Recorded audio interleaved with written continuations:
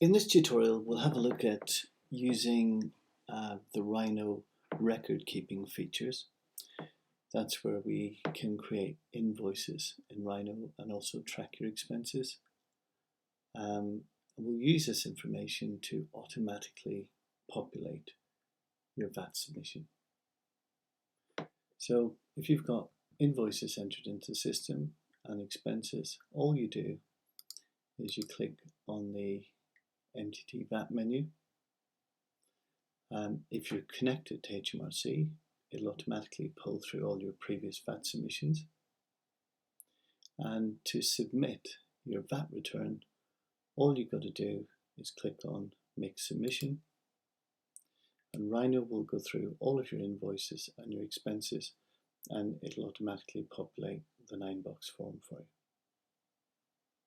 So all you've got to do is click on the declaration and click Finalize, and that's your VAT submission done. So it only takes about 30 seconds. It's got some other nice features.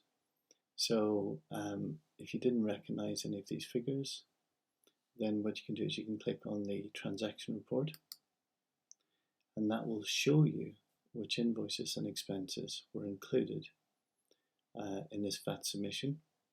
It'll also show you which boxes were impacted by each transaction.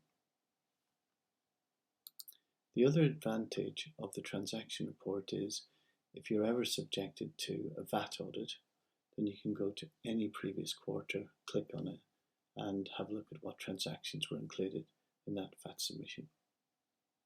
So if you're using the record keeping features in Rhino, then it takes about 30 seconds to submit your VAT return.